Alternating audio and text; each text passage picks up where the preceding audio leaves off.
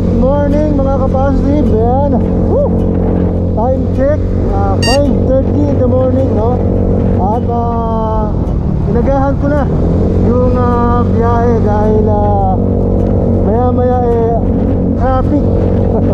I-pick up tayo ng langis, no? Magkano?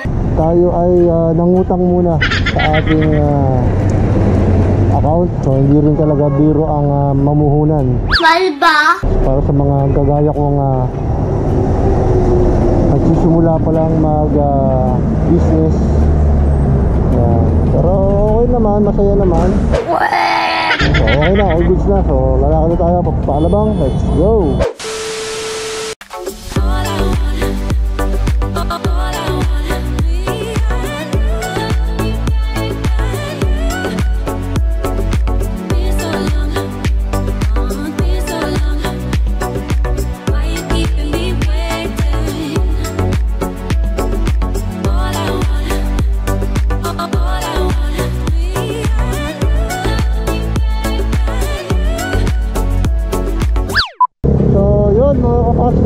After ng ilang minutong biyahe, nandito na ako sa Alabang, papuntang Bigutan, Sukat.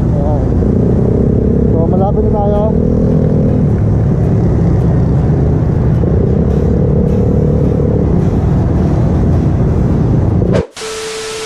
So yun na nga mga kapastive, no? All done na yung order kong stock na langis from the Voyager ADNOC Oil. Hindi ko na na-video ng buo at naglolo ko na talaga tong Hero 5 ko. Oh my God. Huwag ka munang masira. Wala pang kapalit. Pero yun nga, no, okay naman na mga kapastive. Nagkasya naman yung mga box sa motor ko. At konting good news na rin.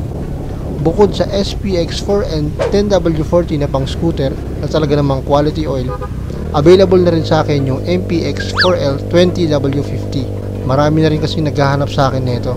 Dahil nga, swak na swak to para sa mga naka-Raider, Sniper, TMX, Barako at Tuktok. Ang galing! Ang galing! Kaya sa mga naghahanap ng ADNOC oil, lalo na kung taga Dasma Cavite, available sa akin yan dito sa Sabang.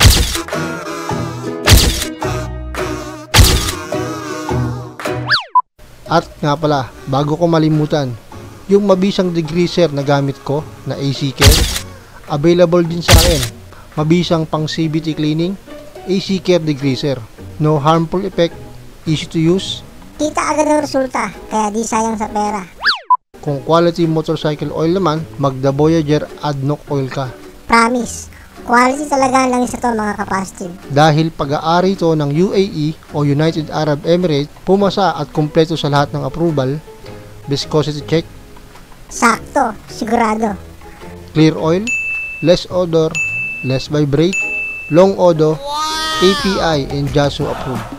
Stay safe, God bless, peace out. To the moon, let me play among the stars. Let me see what spring is like on Jupiter.